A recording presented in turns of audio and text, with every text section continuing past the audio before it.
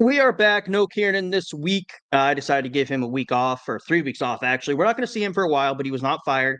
He has some personal things to tend to, but we have a very special guest. First appearance on Tailgate on the Quad, so I'm pumped. We're talking Hugh Freeze out at Auburn, some potential coach firings, coaching changes, unnecessary apologies, our thoughts for the first playoff ranking, and a whole lot more. So stick around for the shenanigans.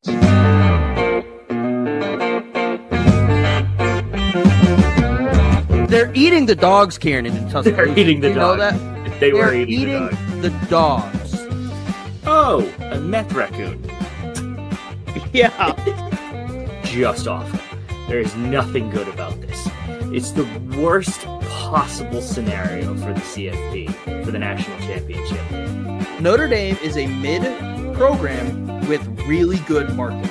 And the Michigan players are going to look at that, and anybody who's committing to Michigan in the next years will just go, I want to beat them even more. Like, I wanted to beat them when I first came to the school. Recruits are going to see this. You have, as some fans have put it, a mascot flashing their pop tussie out. Oh, God, that's going to be part of our intro next year. Oh, shit. We're here with DJ. I will ask you how you're doing and do a little intro for you, but we can see who's backstage, and when I said flashing their pop tussie out, the way your eyebrows just shot up, hilarious. Mm-hmm. But we're here with DJ from High Low Sports. DJ, thank you for hopping on. How you doing, bud?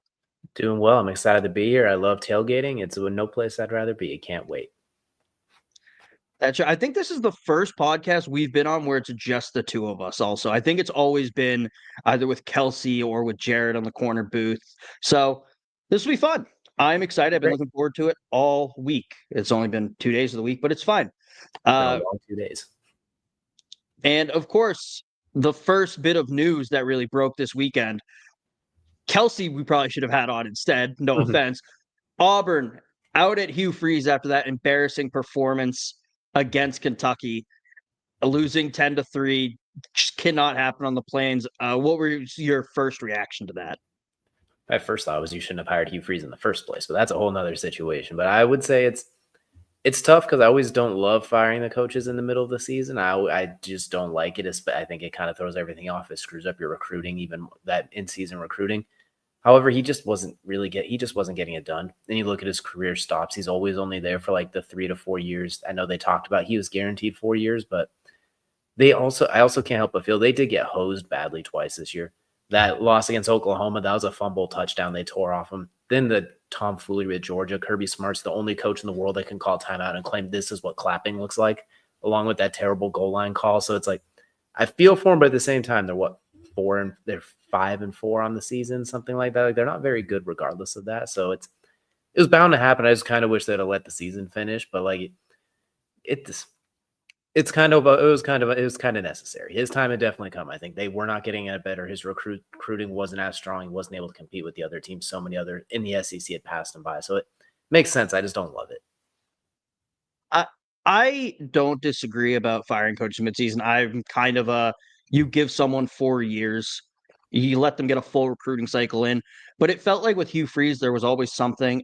It wasn't a super popular hire at the time based on just winning percentage in the SEC. I know he beat Alabama a few times at Ole Miss, but other than that, not great.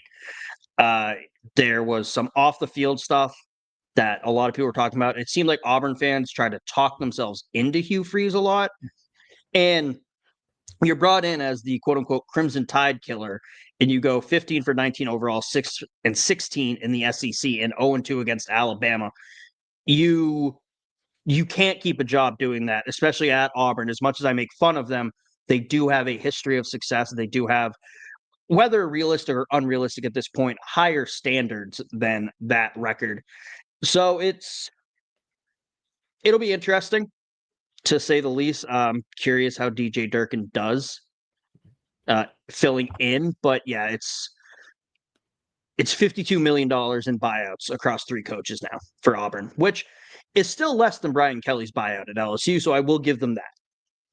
At least they have that going for them where they didn't have the worst coaching hire in the SEC or the worst buyout or the worst situation. But they're starting to feel like, to make an NFL correlation, they feel like the Las Vegas Raiders where they keep trying to slap on different color Band-Aids, but you still need stitches. Like that cut's not getting any better. You can change the color of the Band-Aid, but you still have a gaping hole in your forearm. Yeah, and you say the cut's not getting better. I would argue it's getting worse. The Band-Aid color is changing, but so is the wound. It's getting a sickly color for the Tigers now, and I don't know how Auburn fans get up every morning. I'm going to be honest. Like, it's just pain the entire time. What I thought was interesting, too, is Stephen Pearl taking a little bit of shot on it on the way out. His daughter trying to post on TikTok, like, hey, I know there's the buyout. We see that, but it's really hard. We were so sad to see it happen. Like, I get all the human side of it, but at the same time, it's just like, maybe shouldn't have made that one. Maybe should have I get the rest of it. I get that. But at the same time, I'm like, let's not forget why he left Ole Miss now. Let's not forget how we got to this situation in the first place. Yeah, there is the human side of it, but Hugh Freeze is not a good human. That is very well documented, his shortcomings. As some people try to make it political and say it was the woke left gay. No, he's just a bad person. And that's why people didn't like him. And that's part of the reason why he's out of a job now. Yeah, exactly. I mean, he has the fortunate beneficiary if he wasn't the worst coach in the SEC during his time there. Granted, once Brian Kelly got fired, then he was, so they had to, as far as being the worst person goes. So he had to go at that point. There wasn't the alternate. There wasn't the person of at least I'm not that guy. He didn't have someone to point to anymore. And you got to win some of these games, even when you get hosed. Like everything they did looked hard too. Even if we just cut out all that stuff and just go on the field, nothing looked easy. Even in their dominant wins, it's like, wow, that was the hardest 60-yard touchdown I've ever seen. Or we talked about Georgia when they got hosed. That ended the game. Like one play truly ended the game in the second quarter for them because they could not bounce back. They could not. Everything was so difficult. They were running uphill with boulders attached to the legs every time. And sometimes they survived regardless, but I don't know. It was just really hard to watch sometimes. It just felt like everything was so unbelievably difficult. Even the easy stuff was so unbelievably hard. Yeah, and I do think Auburn kind of shot themselves in the foot here. And there's a big debate going around. Well, what's the best SEC job currently? Is it LSU? Is it Florida? Is it Auburn? I think Auburn could potentially have a case. They have an administration that wants to win. They have a fan base that cares and gets really into it and will give NIL money. But that same fan base also started a rumor that their head coach was cheating on his wife with an assistant, so they didn't have to pay a buyout. So that hurts them. And then doing it at the same time when Florida and LSU opens up, you're having the conversation about what the best job is. If they had either waited until those positions were filled or about to be filled, or not hired Hugh Freeze in the first place, I think they would be in a much better position. I think whoever they go next with it, whoever that coach is, I think they need to look after someone who has a recruiting background, even if they're known as a Joes and Schmoes guy as opposed to an X's and O's guy, as Kelsey likes to say. I think they need somebody who could, because Auburn can be a really strong pipeline. You just got to get the right person recruited, get them in the door, because otherwise you're competing with Alabama for in-state. You're competing with the nearby LSU's, Georgia's, etc. You need somebody that can basically get letters signed. The rest of it will work itself out, but you got to get the right players. And now you're competing with the Texas schools in the SEC too. So I think they need a recruiter as their next one, a guy who has a track record of getting letters signed and people in the building. Agreed. I mean, that was partially Hugh Freeze's calling card, and it just never really materialized at Auburn as time went on. I think they one need of them without a history. They need a calming presence. They've been running through coaches badly.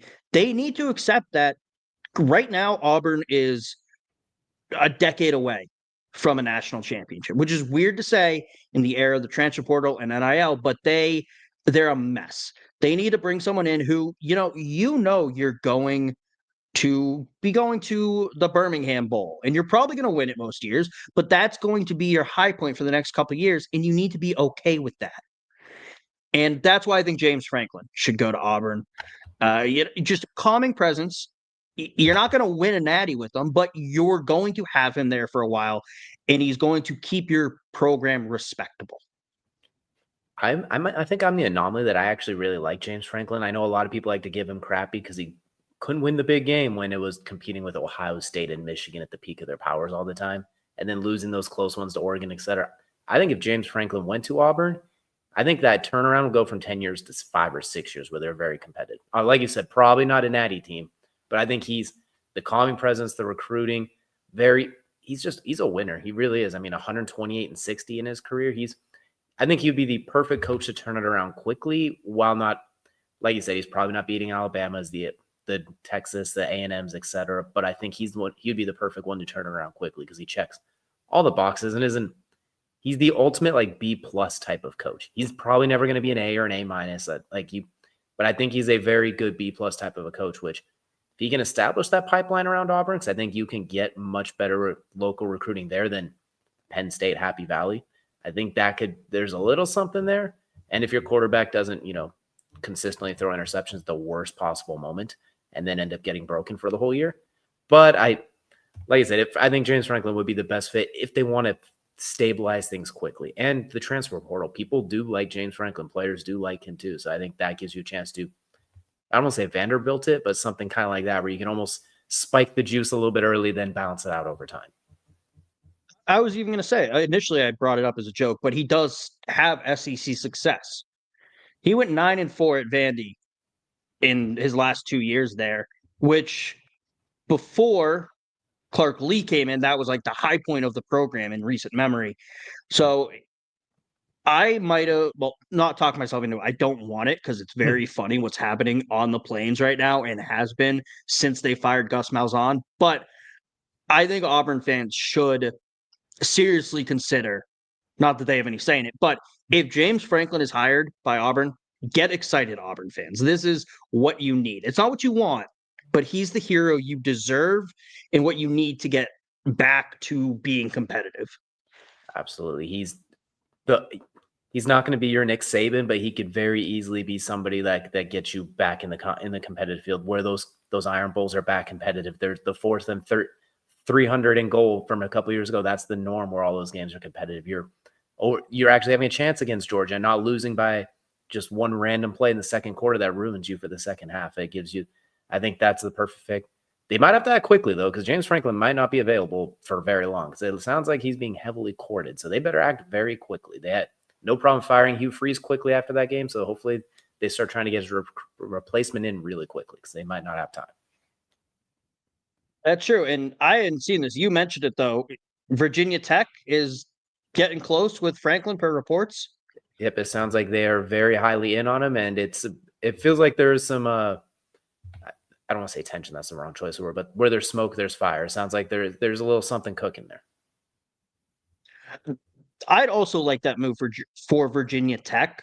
I don't think they're necessarily as good of a landing spot as Auburn, just based on historic success, but they will put money into it, and I'd be weirdly excited for. I think I might just be excited for James Franklin wherever he goes. I know it doesn't sound like it. I do like him. I do think he's a good coach. So that's something to keep an eye on, and that'll be interesting. I'm also a big James Franklin fan, and I live Virginia Tech's not too far away from me, so I got a pulse on the Hokie Nation, and I think that's something they could really use too. Is something since Beamer Ball kind of retired, it just hasn't been the same since then. I mean, we grew up on Beamer Ball, so we know that we loved it. The defense, special teams, but had them at the peak of their powers. And for Franklin, it gives them a chance to shake off a little bit of that can't win the big game because you're going to the ACC, which is, let's be honest, among the major conferences, there's a little bit more got quickly there. We see Miami was ranked number 4 because they were beating up on the ACC and Notre Dame until Carson Becked a little bit. Right now, Virginia is leading the way there. Georgia Tech is very weirdly good, and it's still weird to say that. So I think Clemson and Dabo have fallen apart because the blood of the Holy Spirit no longer blesses them now that everybody has NIL deals. So I think he could turn around Virginia Tech really quickly because they do get good players. They just don't stay, and they go somewhere better. So I think there's an opportunity there as well. So I think that's a really good one where he's going to find himself as a perennial playoff team.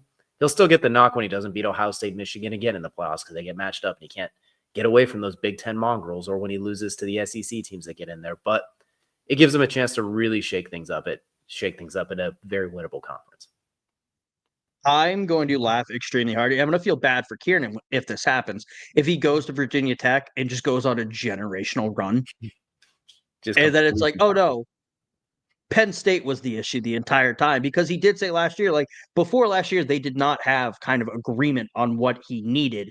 So going to a place like Virginia Tech, where theoretically he's going to have that buy-in immediately, that'd be really funny. That would be interesting. I do think Penn State can. I'm going to be curious what they decide to do, because those are big shoes to fill, because he was there for 11 years, won the Big Ten once, which sounds weird only once in 11 years. But when you look at the Big Ten, Ohio State is 90% NFL team most of the time you're competing with. Michigan every other year is 85% NFL team. Then there's the unnecessarily, now you have to deal with Oregon and those former Pac-12 RIP teams that have moved in. It's a daunting task to win the Big Ten, especially at Penn State, which is considered like a little brother in there. It's like Auburn trying to win the SEC. It happens sometimes, but it's not something you could count on. So I'm curious to see who they are going to bring in to fill those shoes. But I agree. We're going to see if they bring somebody in and you have the same issues. It's going to be like, well. Maybe we shouldn't have fired James Franklin in October when he came into the season ranked number 1. I know it's been a bad season. I know Drew Aller fell apart before he literally fell apart. But maybe you should have at least let him finish the season and then figure out where we're going from there, because I don't know. It felt weird. And I love the way he handled himself on College Game Day. I think it was like 2 weeks later. Live interview looked unscripted, at least. I haven't seen how the sausage is made. It might have been all fabricated, but he handled himself well and answered the questions well. And I hope for Penn State fans like hearing it, that's not the case, because that would just be heartbreaking to go from a perennially really good team to now you're just crap. And you have to watch the other guy turn the Hokies into a powerhouse. Yeah, Kieran, if that happens, Kieran might just stop appearing on the show, and we'll probably see DJ more, because I won't be insufferable to Kieran, but the fact that Alabama had like one down year after Saban went and now seems to be going well, I will be insufferable about that. And to go from James Franklin to just crap will make Kieran cry. But you mentioned, we talked a lot about Penn State. We're going to get back to them, but you also mentioned Mario Cristobal. And November, Cristobal strikes again. In November and December, his Miami Hurricanes teams are 4-11 overall, which is when you really need to win, finish out the season strong, get the committee sort of get in the front of their minds like this is a good team.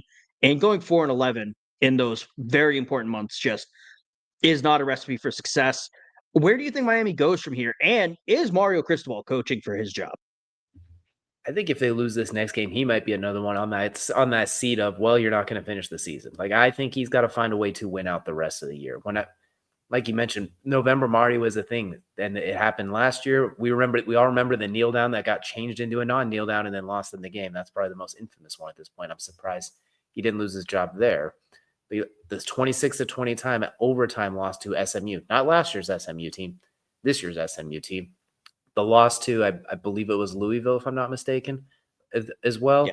They just, when you get all the way ranked up to number 3, I believe it was in the country, we know the NIL deal money spent. They brought in Carson Beck. They brought in all those guys, the defense. They loaded up. You started the season with that huge win in Hard Rock Stadium against Notre Dame, which aged well depending on who you talk to, I guess, but I won't go into here. But I feel like he has every resource you could possibly want. Like, it's kind of the opposite of what we talked about Penn State and Auburn, where they're competing with other teams for those resources. When it comes to college football, Miami should own most of Florida, the state of Florida. Maybe the Gators can compete with them, obviously, but like you're asking 18-year-old kids to come to Miami to play football. The Hurricanes, that South Beach, like you have all that money on top of it. Like you have every resource in the book, and it's not that you're just missing on it. You're taking a 12-gauge shotgun to your foot. That's what's absolutely insane. And like you mentioned, this is the time to be good. Lose these games and shoot yourself in the foot in September, late August, like weeks 0 through 3, where like Alabama, week 1 against Florida State, nobody remembers that now because they took that 12-gauge shotgun out of their foot. They took out the pellets, got a peg leg, and now they're cruising. Problem is Miami's doing it in reverse. They shock everybody when no one knows. And then as soon as somebody sees one game film on them, they find unique ways to screw themselves. So he's gone, I think, if they don't win out. And even if they win out, he might still be gone. But they're in trouble. He's in trouble. I think if they make the playoffs, his job is safe because Miami's administration will talk themselves into it and go, oh, well, he made the playoffs, so maybe he'll start winning later or into the season. You mentioned Miami's resources. There's 2 big things working against Miami. First off, they should not be an Adidas school. Yes. It looks weird. I think they should be a Jordan school. to be honest. I just think that fits Miami brand better. But at worst, they should be a Nike school. But one of the two. Adidas makes no sense. And I have zero respect for any school that does this. They don't have their own stadium. And I understand if you're a smaller school, like UMass for years played at Gillette Stadium, which is like an hour drive, but it's UMass. Do we really expect better? You're the University of Miami. You have won national titles. You have had Heisman winners. There's no reason you should not have your own stadium. You arrogantly call yourself the U. That'd be like Ohio State, which tried to trademark the word "the" and misspell it. It didn't have their own stadium if they didn't have the shoe. Like, you literally have your own hand signals and are known for having an obnoxious fan base. You gotta at least have your own obnoxious seats there. Sorry, Miami fans, don't mean to go after you there.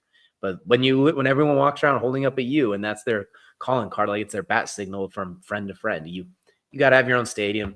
I agree with you. The Adidas thing still feels absolutely weird. I try to pretend it doesn't happen. With that color scheme, those have to be Jordans on those cleats. So they got to be running on into the stadium in J's. But I digress there. But I agree with you. Everything considered, it's a unique spot for sure. Yeah, but I think if they fire Cristobal, though, where does Miami go? Because they don't exactly need a calming presence. I think they're going to be in a similar situation to Penn State, where arguably, yes, they did need to make a move. They had reached their peak. Obviously, with Penn State, they reached their peak in 2016 and then plateaued down or went downward and then plateaued. I don't think there are any of these top flight coaches who are going to go to Miami unless Lane Kiffin has decided he's staying at Ole Miss and then the Miami job comes open. But even then, I don't know if Lane is a big enough step upwards from Mario. He's not going to be an idiot and try to run the ball up the middle instead of kneeling it out to win the game. But I don't know if he is enough to win you a natty.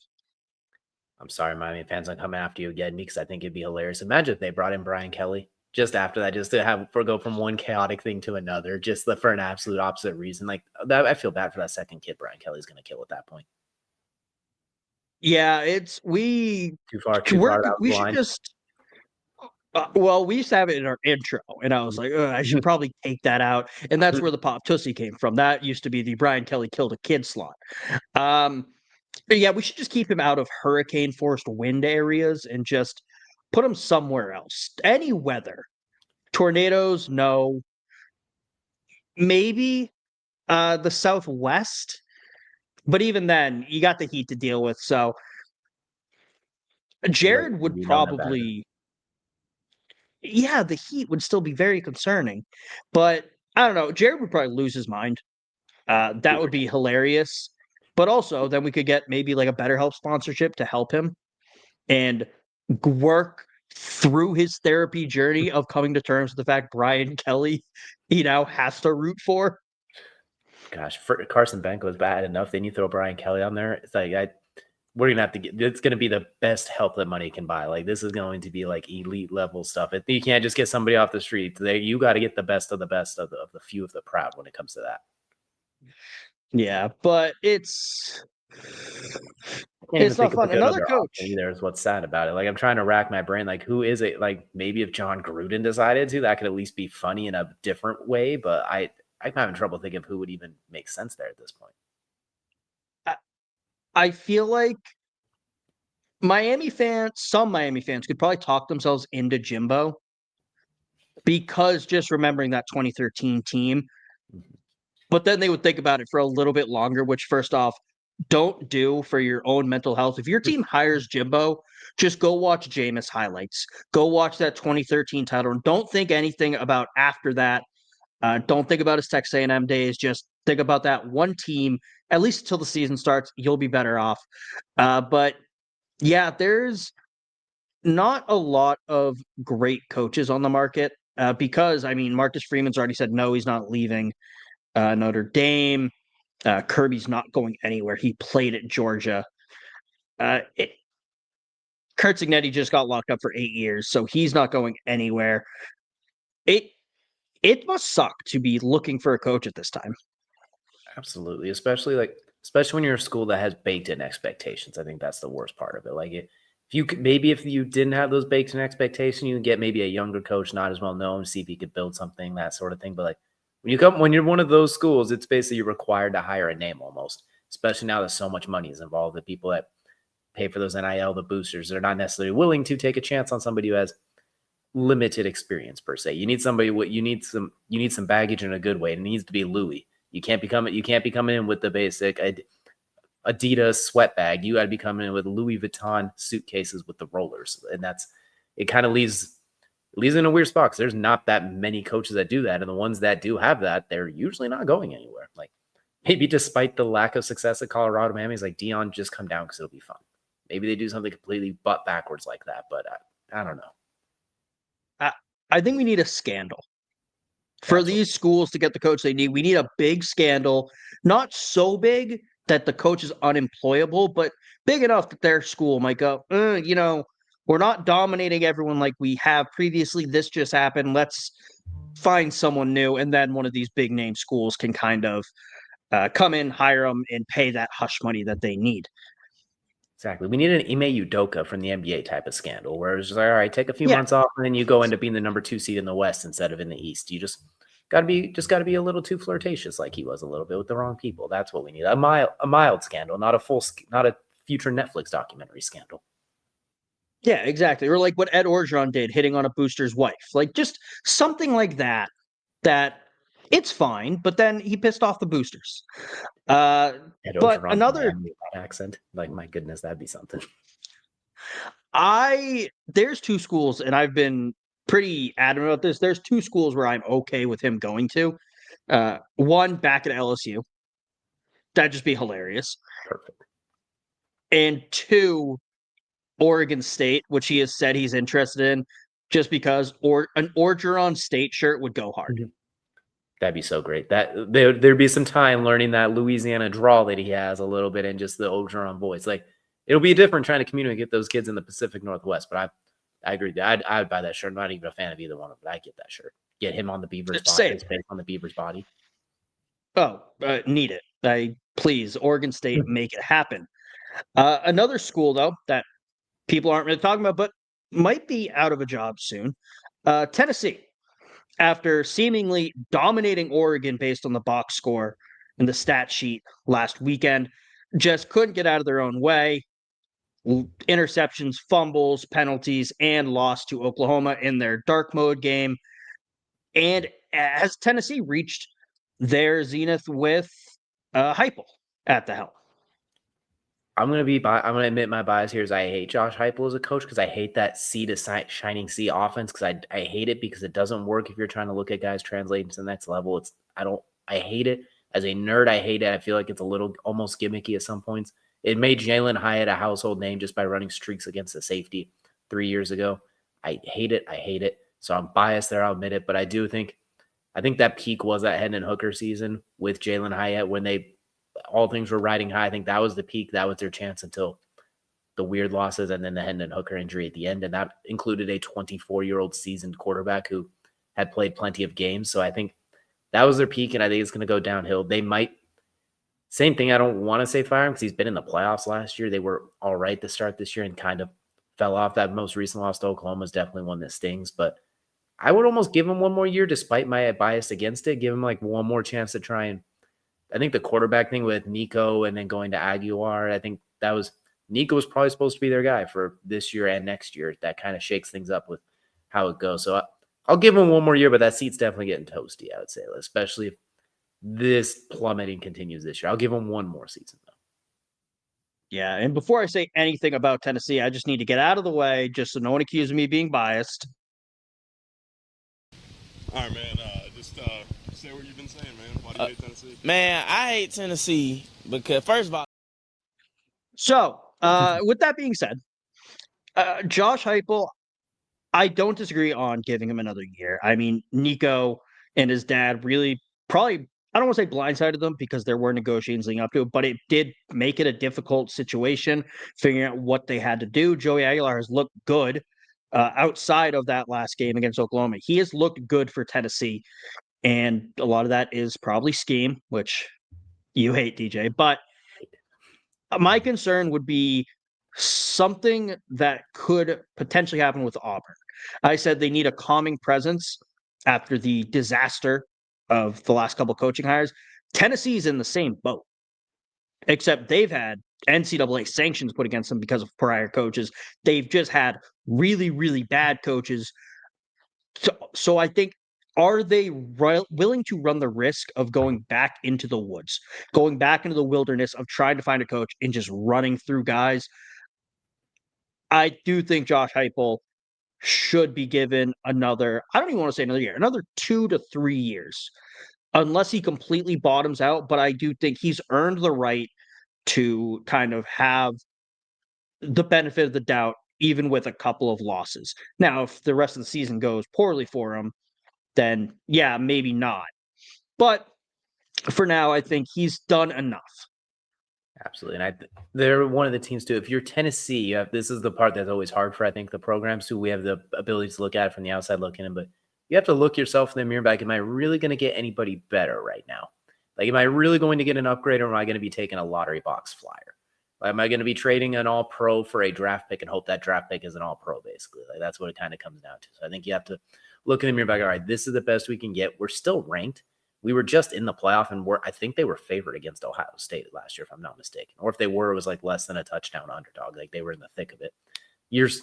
We just talked about a couple years ago, they were the number one team in the country and looked like they were on the fast track.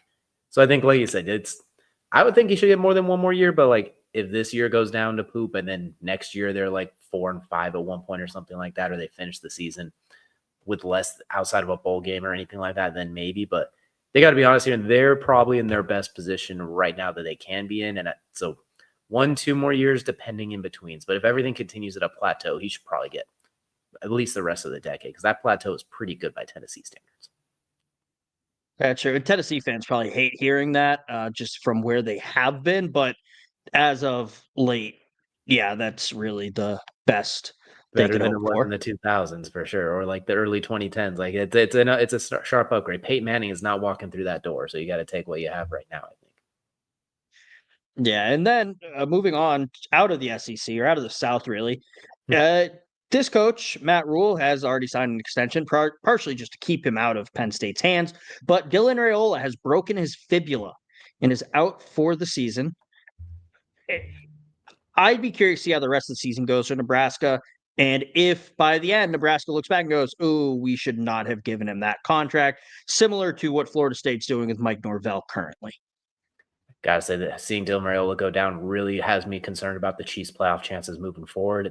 What Patty had been doing in college and football back to back has been heroic, but that injury is definitely going to hurt them. But in all seriousness, when it comes to, I agree with you. I'm not a huge Matt Rule guy in the first place. Like, he's a good coach. I think they might have jumped the gun signing that extension a little bit, because while Nebraska has been better than they were previously, it's kind of the same thing before. It's like, just because you're better than when you were previously doesn't mean they need to do the opposite of Tennessee. I think they could potentially have gone up a little bit. Dylan Raiola's, despite the Patrick imitation weirdness, and then not only that, but actually denying it and tripling down on it, almost making it sound like Patrick's copying me. All but that. That's a big loss. He's still a baller. He's still a playmaker for him. Like, he still makes a lot of plays. Other times he's a little exhausting, but I think like you said too, that I think he might've been carrying a little bit more of the boat for them than even Rule was. So I think they're definitely going to feel this one down the stretch. I mean, he's having a pretty solid season overall. I think they're going to feel this one. I mean, he had 18 passing touchdowns on the season. He was playing well. I think it's going to be a contract that's going to age a little milkishly as things start to move forward, for sure. And there's a chance, though, then that Penn State looks back at it and goes, "Oh, thank God Nebraska signed that extension." I'd be curious to see year 4 Matt Rule, because we have not seen this in almost a decade. I've always say, year 3 Matt Rule is when he really puts together at the college level, at least. NFL year 3 Matt Rule did not go very well, but neither did years 1 or 2. But looking back, Temple 2013 2-10, 6-6. Then year 3 turns it on 10-4, 10-3 in 2016. Baylor 2017 1-11, 2018 7-6, 2019 11-3. It seemed like he was most likely going to follow a similar path at Nebraska this year. 5-7 year 1, 7-6 year 2, 6-3 so far this year. I'm curious to see how he does the rest of year 3 without Raiola, and how year 4 goes with kind of, I don't want to say hobbled. He'll probably be back, but potentially a little stiff, a little less mobile Dylan Raiola. I'm not sure this contract is going to age horribly.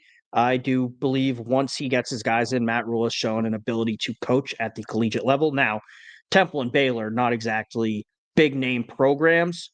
And the Big 12 at the time was a little weird for Baylor. So it was a little more wide open with Nebraska currently in the Big 10. It's a big ask.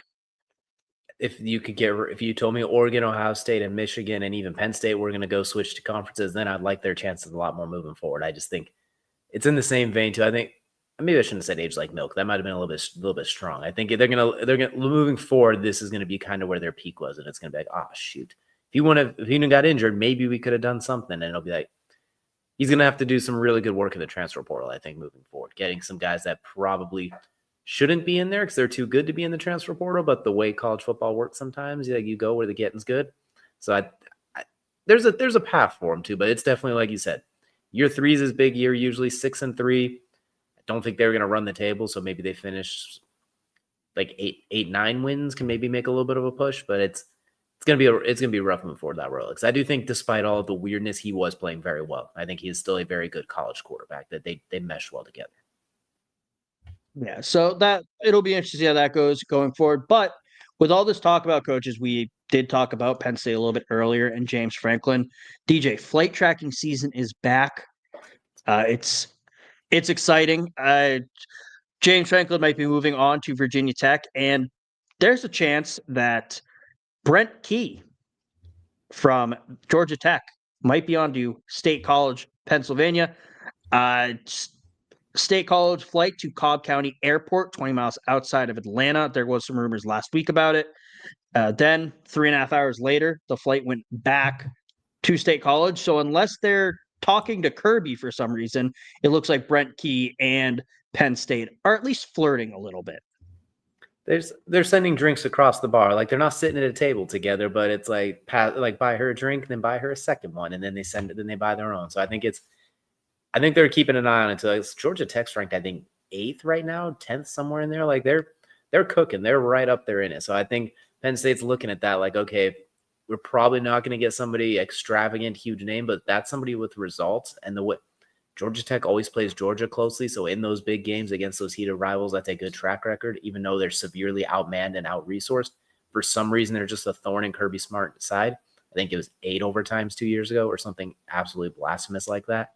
The offense is, I'm not going to say gimmicky. That's the wrong choice. It's unusual per se, and I think it works really well in the ACC. Maybe it transfers to the Big Ten, especially gets a little bit cold out there. Maybe they could pull off some of that magic when other teams struggle. But this is one that I could see it making sense, especially if Georgia Tech, I don't know. Right now they'd be in the playoff, I'd imagine, but we'll see how it shakes out. I mean, they're second in the ACC right behind Virginia. So I don't hate the fit for Penn State if he continues on this run. Yeah, Georgia Tech did drop a little bit in the polls after their loss this past weekend. It was not a good loss. I'd be not concerned, but I'd be curious from a Penn State perspective if Brett Key can elevate his guys to whatever level, because Georgia Tech was a joke for the last couple of years before he got there, or if that's the high point, regardless of his talent level. I think it'd be worth figuring out for Penn State, but that is just one potential drawback. Absolutely. And like you said, Georgia Tech, when he took over, was the epitome of embarrassing, and now they're taking Georgia to the neck after four double overtime, so 8 total. I think with those Penn State resources, allocations, the NIL that comes with that, the recruiting pipeline that's already built in that James Franklin and crew established, that's what I'm going to be curious about, is does he get better with more talent, kind of like you said, or is he one that he lifts all the boats, but he can't quite get to a yacht? Like, does he somebody that when you give him a yacht, he crashes into the iceberg? Or is he somebody that can do, you give him more, he can do more? Or is he just does more with less? That was a bad analogy. But the idea of what can he do when you give him more firepower? Or is he just somebody that's really good at bringing a knife to a gunfight? I think that's something worth finding out. And especially that offense in the Big Ten, when it gets cold, gets a little rainy up in state. It gets a little rainy in Columbus and Michigan. It gets a little gross, a little windy right off the lakes, all those schools right by the lake. Iowa's, you have 4 seasons in 4 hours at any given moment. I think that can make it very hard to game plan for a lot of those schools. A lot of things that until you've seen it year in and year out, it could get very difficult. Maybe they pull off some very goofy upsets early on. I think it's very interesting. There'll be the opposite of James Franklin's Penn State, where they randomly beat number 1 Ohio State, but then they get obliterated by unranked Rutgers or something just unnecessary. Yeah, that's true. Well, we've spent about 40 minutes talking about the coaching cycle currently. Do you have anything else you want to touch on for that, or are you ready to move on? I'm ready. I think we covered every square inch we possibly could. We were tracking flights and picking fights. I think we got it. Perfect. We're going to move on to Abilene Christian University. The first school everyone thinks about when they think college football. They put out a statement the other day after a post on social media went out. Many of you saw a post after ACU's football win over Tarleton State. The post was not only unprofessional, it's inconsistent with the values of ACU. The content has been removed because it fell short of our standards, and we apologize to anyone who may have been hurt or offended. Our standards are higher than what was conveyed in that post, and we will ensure you experience that moving forward. Now, this must have been offensive. This must have been really bad. They must have said some really, really offensive things about Tarleton State, and I just can't see what. Oh, they just said Tarleton is not a state. A factual statement. To Guantanamo Bay with them. This is unacceptable. This is outrageous. This is unfair. This is disgusting. They should be fined and punished by the Geneva Convention. This is outrageous and unfair to everybody that goes to the state of Tarleton. I cannot believe this.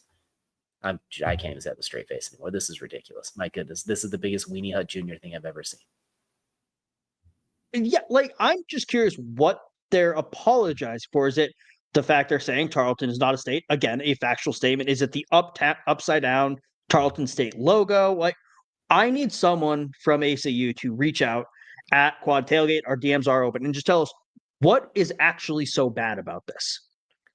I don't even get it. They're a public research university too. It's clearly not a state. You're a branch off of Texas A&M. I don't get it. I'm literally trying to think of I really can't honestly think of anything. I'm really trying to find something, but my brain is starting to hurt trying to think of it. I mean, they're an Under Armour school, so that's cool, I guess. Maybe they I don't get it. This is the weirdest thing to apologize for. It doesn't make any sense because Abilene Christian's gonna post some other outrageous graphics and they won't apologize for it. But this is the one that where they draw the line. I don't get it. And did Tarleton complain about it? Is that something that happened? I don't get it. The comment or the statement they put out about it doesn't sound like anyone actually complained. It sounds like someone in the social media department didn't like it. They apologized. Watch this. They didn't even apologize. They apologized to themselves because they just didn't like the artwork of it. There wasn't actually an apology for this. They were apologizing for the artwork. It was just completely misconstrued. That was supposed to be a Slack message to the rest of everyone else, not a Twitter post, and then they just had to roll with it. Somewhat the intern goofed up, so they just had to accept it and hope nobody asks further questions since it is literally Tarleton State and Abilene Christian. That's true. I just wanted to make sure I wasn't being. I don't want to say. I'm trying to think how to word it. I'm not being too flippant about it. I want to make sure it wasn't actually offensive because I could be wrong here, but maybe if they weren't called Tarleton State and they were called Tarnation State or something, I guess. I really, if this was actually a controversy, I agree with you. Somebody please explain it so I can understand and not trying to act like I just don't know. But if it truly is literally nothing like we think it is, then this is the biggest Weenie Hut Jr. thing I've ever seen. There was a lot more things that need to be apologized for from that. That's not even in the top 10 of things posted in the last 10 minutes, I'm sure. Yeah, no, it's I see worse on Twitter before I even take my morning dump. I'm pretty sure people that we know post things worse on Twitter than that, and we're just oh, that's funny. That's true. Some of it's not funny. But a lot of it's not really funny, but that's we're going to move on to the AP poll. We're going to do it a little different this week. I told DJ one thing. I'm changing it up on him. We're just going to go, and if there's anything that we want to talk about the AP poll, have at it. Is there anything you want to talk about in the AP poll? Right now, what I'm going to say, I normally like to crap on the polls because that's really fun, but they got the top 4 dead correct, I think. I think the top 4 is almost unanimously indisputable with Ohio State should still be 1, Indiana 2, A&M 3, Alabama 4. For me, there's no complaints. I like to complain, but that one I think they got right. Looking at looking down a little bit further, Notre Dame has absolutely no business being number 10. I know they're on a 6-game win streak, but that is literally because there's way too many Irish people in the U.S., I guess, that think that it's okay for a team that's been crushing cans since then to be ranked number 10. Like, they could be in the top 25, but not number 10. I hate that so much. Virginia at number 12, I think you could make a case they should be higher, 8-1 leading the ACC, but I get it. That's fine. Georgia being number 5, I get it because they still got some big wins, even though they're 7-1. They're the head of the second in the 7-1 teams outside of Alabama. Miami is still being ranked number 18 is kind of surprising. I thought they'd be like 23, 24, like pretty much on their way out because those are bad losses too. It's not just, oh, you lost a close one. Those are some rough losses. I think those are kind of the main ones I'm looking at. I'm still also surprised that Michigan is ranked at 21. I know they're 7-2, but like they're the ugliest 7-2 I've ever seen. And they haven't really beat anybody of note yet either. And I think Texas Tech at 9, that's a very interesting one. I think they're probably more likely to go down than up, but I think once they get healthy, I think they could be somewhere that they could be the surprising Big 12 team. I could see something like that. So those are kind of the main ones that stand out to me, but my biggest beef is definitely Notre Dame being number 10. That just feels egregious at this point. I'm glad you brought it up because I kind of been railing against that for weeks, as is Kieran. I mean, I say it all the time. They're a mid program with really good marketing. That's when people think of Notre Dame, they think of Rudy and the gold helmets and Joe Montana and Guinness because of marketing. It's not anything to do with football on the field. They have not won a natty since the Cold War. And Brian Kelly, they're not absolved from Brian Kelly killing a kid. He was there when it happened.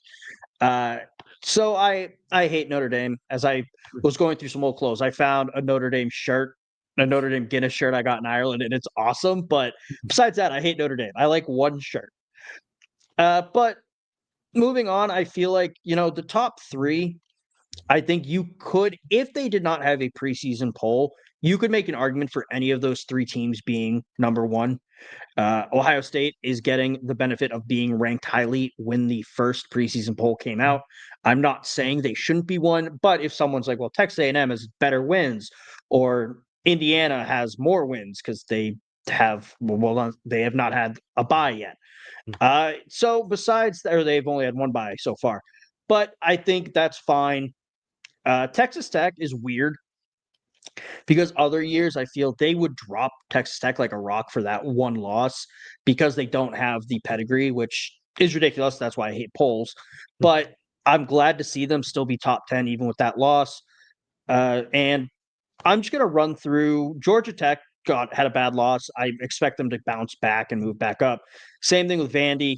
I think they'll be knocking on the playoffs doors once the season ends. Memphis at 22 at 8-1. It'll be interesting to see how much they move up. But we're going to go through the rest of the poll from number 10 onwards and pick all the schools that should be ranked ahead of Notre Dame. All right, you ready? Let's do it. Oklahoma, Virginia, Texas, Louisville, Vanderbilt, Georgia Tech, Utah, Miami, Missouri, USC, Michigan, Memphis, Tennessee, Washington, Cincinnati, Iowa, James Madison, Pitt, San Diego State, North Texas, South Florida, SMU, Houston, Illinois, LSU, and Arizona State. That's the rest of the poll and others receiving votes. And they should all be ranked ahead of Notre Dame. I will make the case to defend the Domers that maybe they could be ahead of Arizona State, but that's just because Levitt's out for the season. Other than that, though, everybody else gets them beat. Okay, I will give you Arizona State and maybe LSU, but other than that, everyone else should be ranked ahead of Notre Dame. I won't give him, if Brian Kelly was still at LSU, then I would say LSU too. But now that Brian Kelly's gone, it's a new era of happiness in Death Valley, so I can't even give them LSU. And if Sam Levitt was healthy, I know Arizona State's been a little up and down, but they did just come off a nice win over Iowa State. If Levitt was healthy, then I'm even putting Arizona State in. But you mentioned they don't have a good win, really. They had 2 big games early in the season. That A&M one was a classic. I will give them that, but you still did lose. You lost to Miami and you got lambasted, and we've seen that has not aged well for either team.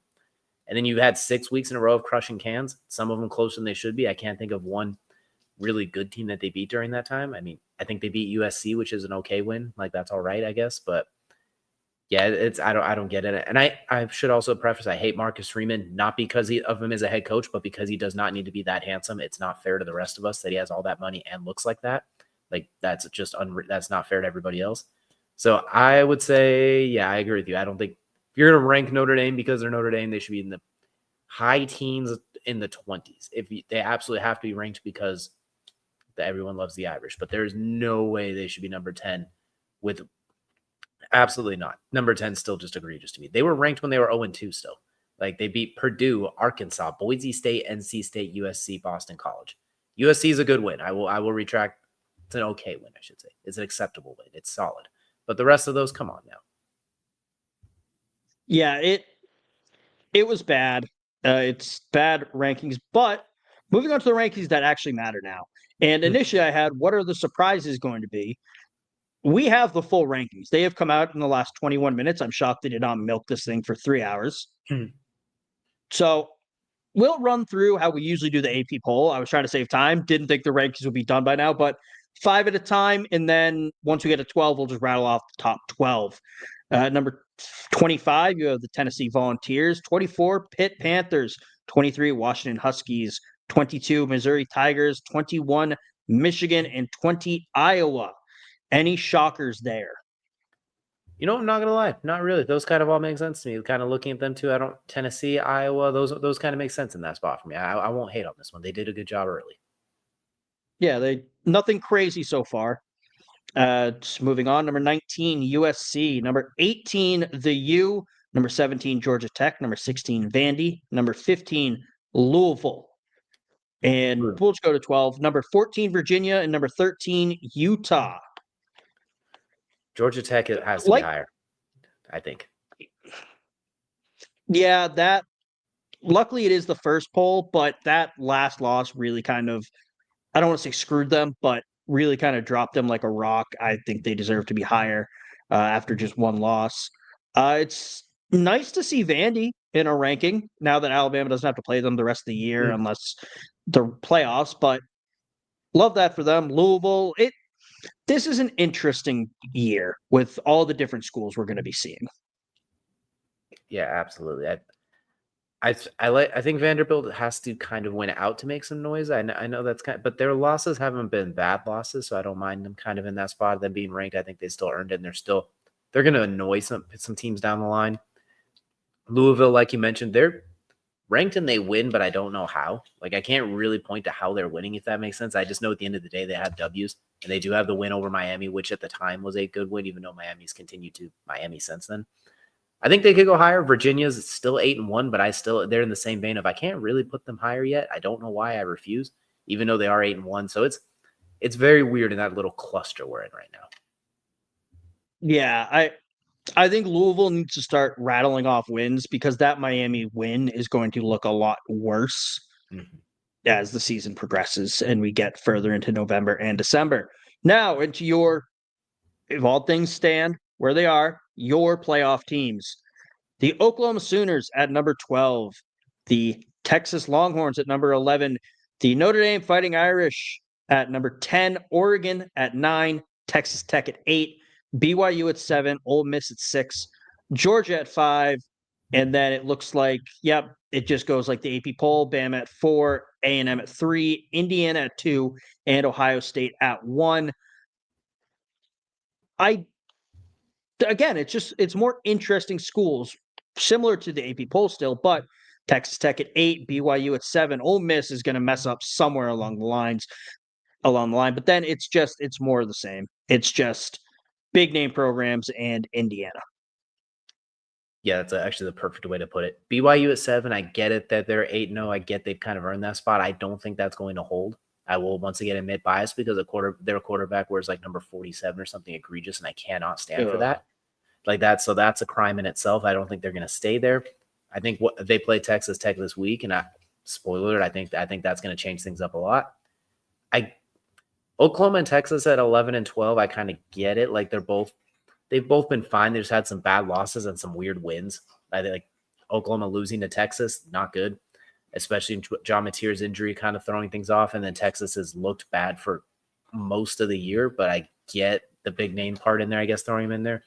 I feel like Oregon could be a little bit higher. And once again, Notre Dame at 10, I have a problem with. Like, if you're going to force them in there, they get to go in at 12. If you absolutely must force them in there, they should not go in there at 10. Like, Texas beating Oklahoma is 1,000 times better win than Notre Dame beating USC. And I can't even and I don't even have to look at the rest of the wins. That alone should make it higher. Yeah, I think a lot of people kind of point out, oh, Ohio State is the Big Ten special little boy. Alabama and Georgia are the SECs. The Big 12, it was Texas and Oklahoma. Notre Dame is just kind of the NCAA special little boy. They got special treatment during the BCS era, where if they were just above 500, they were in a BCS bowl game. They get the benefit of the doubt because of their really good marketing. So it's ridiculous, and none of these matter. They matter a little bit more than preseason polls, just with the fact we've actually played some games. But yeah, I'm not too upset outside of Notre Dame. I think it could be, like you said, I think it could be a whole lot worse. And I do think some of these things are going to naturally shake themselves out. Like at BYU, Texas Tech, if BYU wins, I will quit complaining about everything besides the quarterback number. They will have earned that spot. They'll be in the driver's seat. If Texas Tech beats them, they're going to fall out of there. I'm pretty sure. I don't think they're not going to get the Notre Dame treatment of just going down to like 12. They're going to plummet. They're going to get the Georgia Tech treatment most likely. We know if all things hold, A&M and Alabama, Indiana and Ohio State are going to play to shake things out. Then from there, we'll see the favoritism with the rest of who gets the buys, et cetera. So there's not a whole lot to complain about. Maybe Oregon could be a touch higher. You can make a case them and Ole Miss should maybe swap. But at the same time, I'm not hating. I'm not complaining. Georgia at 5 makes sense because they have good wins. So for this first initial poll, there's not as much to complain about as I would like. I would love to complain a little bit more, but it would just be railing Notre Dame even more, which you've already spent 13 and a half minutes doing. I feel like the polls this year haven't been terrible. I feel like in years past, every week I'd have one or two things to just really rail them for. And at this point, it's just been Notre Dame, which is not shocking. But you brought up BYU's quarterback.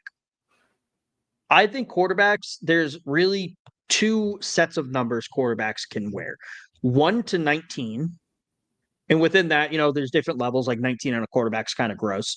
But somewhere in there, or 22 if you just really love Doug Flutie at the collegiate level.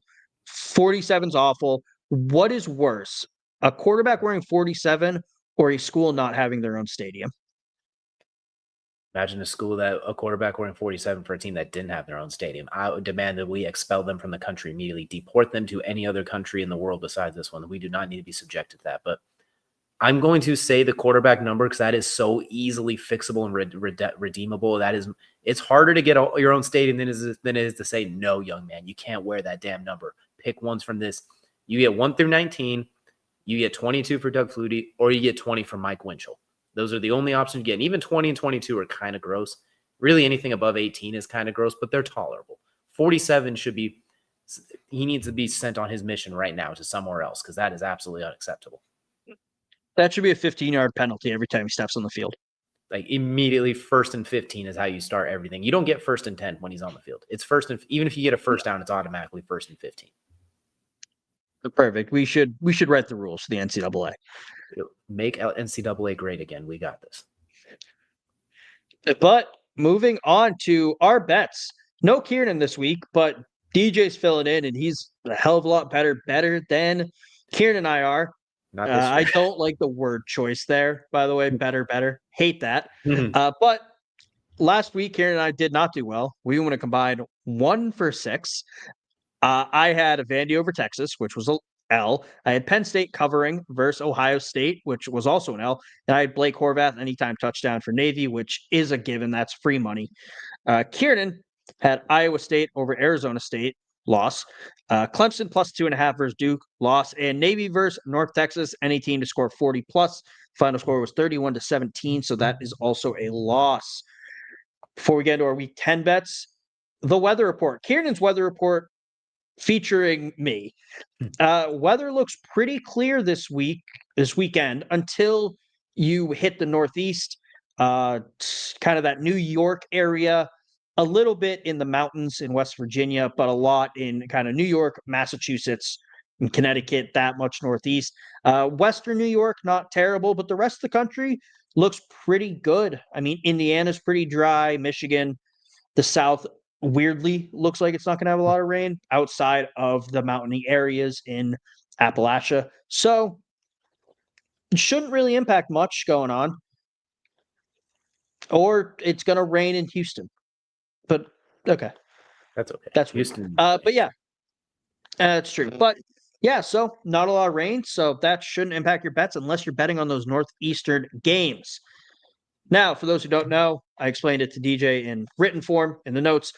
We picked 3, 1 money line, 1 spread, 1 miscellaneous. The miscellaneous can be anything you want. It can be an anytime touchdown score, another spread, a money line, over, under, whatever. So we go one at a time. I say my money line, DJ says his, then his spread, then my spread, then my miscellaneous, so on. For my money line this week, I have A&M over Mizzou at -278. And we can have the same bet. That is allowed. All right, good, because that was my money line as well. Okay, I feel better about that. When I was picking it, I wasn't sure, but I feel better about it now that you also picked it. I don't love Missouri, so I'm on the same vein. I just don't love Missouri, and I think A&M is a wagon. They got 5 legit running backs and a potential Heisman Trophy quarterback and a good defense. Not going to win the Heisman quarterback, but potential candidate, I should say. Yeah, and Elko shockingly has that program firing on all cylinders. All right, who do you got your spread? Spread, I alluded to it earlier. My hatred of that quarterback number will stand. Texas Tech -9.5 over BYU. Their quarterback is healthy. When early they started the season is an absolute unit on offense. I think they were like the 3rd highest scoring offense or something like that for a little while. Maybe it's the most yards, maybe not highest scoring. I think they're bouncing back from that. I think they're gonna cook BYU. We're looking at like 35-17, something like that. I think that. So I'm gonna take the -9.5. We're taking the 2-score win for Texas Tech. That's fair. I love that bet actually. And then my spread, it burned me last week, but as I said, when you see a spread that you're like, that's a lot of points, you just take the underdog to cover, which is what I'm doing in Purdue versus Ohio State. Purdue plays Ohio State well when Ohio State is highly ranked.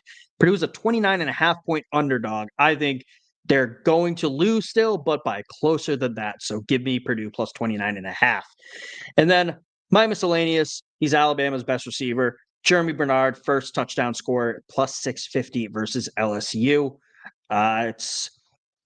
I've had Jam Miller first touchdown score, and it has not hit. He's probably going to get the first touchdown this week, and that bet's not going to hit. But I like it. I feel confident in it. And DJ, last bet of the day, what is your miscellaneous pick? We're going to go with an over. We're going to go Oregon at Iowa over 41.5 points because I think Oregon alone is going to score in the 30s. I know Iowa plays defense, and weirdly enough, they almost play offense this year. They almost have a 4 pass in their repertoire. So I can see them being down 35-7, then getting a garbage time, or 35-6 or something, then getting that garbage time score to get you over the top. So we're going to take over 41.5 with Oregon and Iowa at -106. Oh, look at that. You get rid of Brian Ferentz and you learn how to throw a forward pass. And the fact that Brian Ferentz is being courted for potential head coaching jobs in some cases, or he's at least on some radars, that just makes me wish that I got into a different field at this point. I should have went to college to be an NFL or to be a college coach. The definition of nepotism and failing upwards. You love to see. I saw a joke graphic of him at LSU, and I was like, "Oh, please, that'd be so funny." If that's the case, Auburn is so back. They don't even have to hire a head coach. They automatically are the best Tigers left in the SEC at that point. That's true. But quick recap: my picks: money line A&M over Mizzou at -278. I had Purdue plus 29.5 versus Ohio State, and I had Jeremy Bernard first touchdown score at plus 650. DJ also had A&M over Mizzou. He had Texas Tech -9.5 over BYU, and Oregon at Iowa going over 41.5. There's our picks for this week. Let's hope DJ doesn't show Kieran and I up too much. And now for America's favorite segment, Luke Fickell's shopping list, where I take his buyout and I see what he could buy with it, usually relating to the team they're playing. They are playing the Washington Huskies this week. With that $25 million buyout, Luke Fickell could buy 3,759,398 large pumpkin spice lattes from Starbucks. Starbucks, of course, the coffee company founded in Seattle, Washington. He could go up and down the Space Needle 578,034 times. I tried to calculate how long that would take. It took, I think I got it to about 2 continuous weeks of just up and down based on the trip. Moving on, 1,470,588 Nirvana tickets in 1993. I picked that because it was a conversation where Madonna was charging $50 for a concert. Nirvana's was still 17, and Kurt Cobain was shocked by that. So $1.5 million Nirvana tickets. 555,679 pounds of king salmon fillet at Pike Place Market, the very famous market in Seattle where they throw the fish. You could buy out Husky Stadium, where Washington plays 3.5 times with a $104 ticket average and a 70,083 person capacity. And finally, 8,361,204 pounds of Blue Buffalo Wilderness dog food. Now, I try to avoid name brands on this. I mean, with Starbucks, but that's what they recommend dogs, a high protein diet. So feed your dog a high protein diet. And of course, the Washington Huskies and their mascot's adorable. So there you have it. Luke Fickell's shopping list. We're trying to figure out the tailgate on the quad team. And by that, I mean conversation with my wife. We're trying to figure out what to do if Luke Fickell gets fired. The consensus was I cannot get rid of this segment. So I don't know if it's pick a new coach or just kind of keep going based on who Washington is or who Wisconsin is playing that week, but we'll figure it out. That's our show. DJ, thank you for stepping in. Why don't you tell the fine people where they can find you? Absolutely. Thank you so much for having me. You can find me and my co-host Kelsey on all things high-low sports. We go live on YouTube we go live on X and Facebook at 8 p.m. Eastern time every Wednesday, where we talk about all things going on in the wide world of sports. We'll also be talking about the AP poll. I'll have Kelsey talk, an Auburn esteemed and slightly sad fan will give his takes on Hugh Freeze as well, along with several other things. So you catch us on everything high-low sports and live 8 p.m., not 8 a.m., my Lord, Wednesdays, and of course, anywhere you want to catch your podcasts afterwards as well. I always think it's weird whenever people go live at like noon, or not even noon, like 1 o'clock. Like that can't be good for engagement during the week.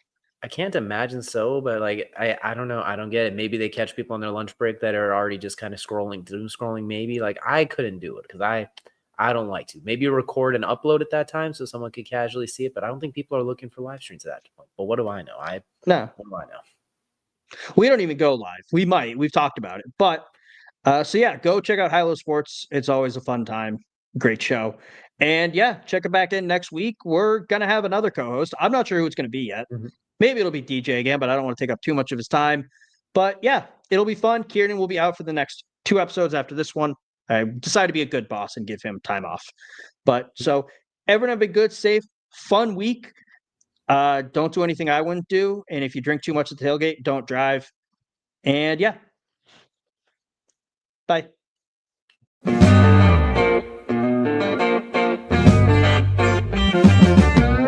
They're eating the dogs, Kieran, in Tuscaloosa. They're eating the dogs. You know that? They were They're eating the dogs. Oh, a meth raccoon. Yeah. Just awful. There is nothing good about this. It's the worst possible scenario for the CFP, for the national championship. Notre Dame is a mid-program with really good marketing. And the Michigan players are going to look at that, and anybody who's committing to Michigan in the next years will just go, I want to beat them even more. Like, I wanted to beat them when I first came to the school. Recruits are going to see this. You have, as some fans have put it, a mascot flashing their pop tussie out. Oh, God, that's going to be part of our intro next year. Oh, shit.